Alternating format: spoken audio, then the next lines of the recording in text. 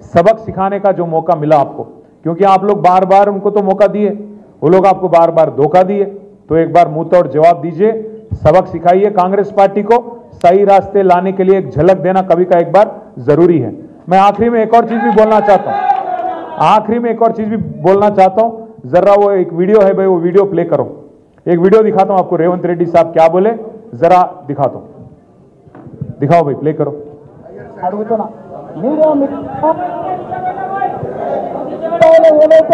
Petrol ఉందో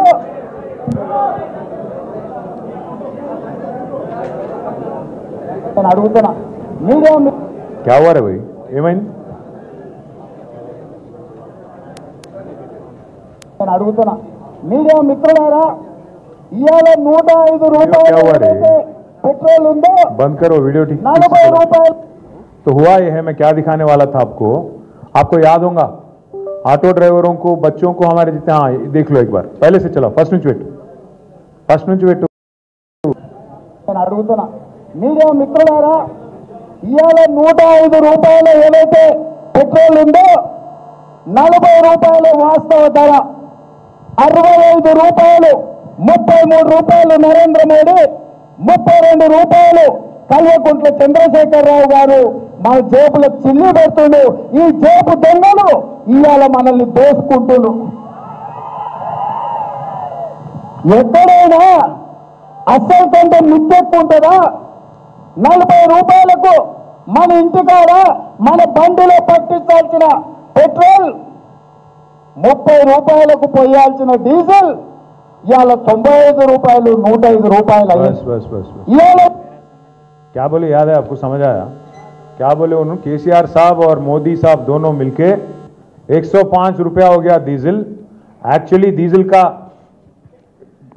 असली कीमत है 40 रुपया, ऊपर का जो 65 रुपया है उसमें से 32 रुपया मोदी ले रहे, 32 रुपया चंद्रशेखर राव साहब मतलब केसीआर साहब ले रहे हैं। ये सब ये लोग चोर है, आपके पैसे ले रहे बोल के बोले। मैं पूछ रहा हूं आपसे, 2 साल हो गए ना इनको आके, फिर ये 2 साल में कई को, फिर इनो कई को ले रहे, 32 को बढ़ा के 40 कई को ले रहे इनो। फिर अगर केसीआर साहब तब आपको, अगर आपके जेब काट रहे थे, इनो क्या कर रहे फिर अभी? तो अरे भाई, मैं उसको चोर नहीं बोला, आप बोले केस लगेगा तो आप पे लगेगा। नहीं मजाक कर रहा हूं। एक और बात बोले, डीजिल कई को नहीं घटा रहे फिर आप? డీజిల్ ధరలు మీరే చెప్పారు కదా, 32 రూపాయలు కేసీఆర్ గారు తీసుకుంటున్నారు, 32 రూపాయలు మోడీ గారు తీసుకుంటున్నారు, అసలు కీమతు 40 రూపాయలని మీరే చెప్పినారు। మరి వీళ్ళు ఎందుకు తీసుకుంటున్నాడు? సమాధానం చెప్పాలి రేవంత్ రెడ్డి, రేపు వచ్చినప్పుడు మా పిల్లలకు, మా ఆటో అన్నలకు, మా రైతులకు అందరికి చెప్పాలి। అట్లాగే एक और बात भी बोले थे आपको, एक और वादा करे कांग्रेस वाले, 50% चालानों में से 50% काट देता हूं बोले, कर दिए? करे कि बढ़ा रहे? अभी और बढ़ा दिए चालाना। केसीआर साहब जब थे फ्रेंडली पॉलिसिंग था, अभी क्या है, हर कोई डराने वाला हो गया। और मैं आखिरी में, मैं बंद करने से पहले एक बात आपको याद दिला रहा हूं, आज क्या हो गया, బస్ స్టాప్ లో బండి పెడితే 1135 రూపాయలు ఫోటో కొట్టి చలాన్ వేస్తారు। ఇంకొక మాట నేను యాడ్ చేస్తున్నా, నిన్న మొన్న మీరు చూసినో లేదో, మీరు అందరు చూసినో లేదో అమ్మ, ఎట్లయిపోయింది రాష్ట్రంలో పరిస్థితి అంటే, ఇదివరకు కేసీఆర్ గారు ఉన్నప్పుడేమో పెద్ద మనిషి, ఆయన అంటే ఒక భయము, ఒక భక్తి ఉండే రాష్ట్రంలో, ఎమ్మెల్యే అయినా, ఎంపీ అయినా, మినిస్టర్ అయినా ఒక భయం, భక్తి ఉండే కేసీఆర్ అంటే। కానీ ఆజ్కల్ క్యా హో గయా, సీదా కొండా సురేఖమ్మ ఉన్నది మంత్రి, ఆమె బిడ్డ, ఆమె పేరేదో ఉన్నది, ఆమె వచ్చి మొన్న ఏమేమి మాట్లాడిందో చూసినరా మీరు? देखे आपने? देखे, एक वजीर है కొండా సురేఖ మేడం, उनकी बेटी సుష్మిత, तो क्या बोले उन्होंने, ఏమైందట అంటే మొన్న ఈ మధ్యన ఒక కేసు అయింది, పోలీస్ కేసు। ఏమిటిది కేసు? ఏమిటిది అంటే, కొండా సురేఖ వల్ల ఓఎస్డి बोले तो पीए, కొండా సురేఖ మినిస్టర్ గారి पीए తుపాకీ పట్టుకొని పోయి ఒక ఇండస్ట్రియలిస్ట్ ను బెదిరించిండు। उसके सर पे बंदूक लगा के तू पैसे देता नहीं देता बोल के उसको डराए बोल के पुलिस केस करे। सो उसको पकड़ने के लिए पुलिस उनके घर पे पहुंचे, मिनिस्टर के घर पे। मालूम कहां पे क्या हुआ? मिनिस्टर की बेटी बाहर निकल के उन्होंने खुल के बयान दे दी, బయటకు వచ్చి మినిస్టర్ బిడ్డ చెప్తుంది, ఏ తుపాకీ మాది కాదు, ఆడు బెదిరించినాడు మావాడు కాదు, తుపాకీ ఇచ్చింది రేవంత్ రెడ్డి, బెదిరించింది రేవంత్ రెడ్డికి దగ్గరోడు రోహిన్ రెడ్డి, వాడు బెదిరించిండు, మావాడు ఎందుకు బెదిరించిండు అని చెప్పి మినిస్టర్ బిడ్డ చెప్తుంది।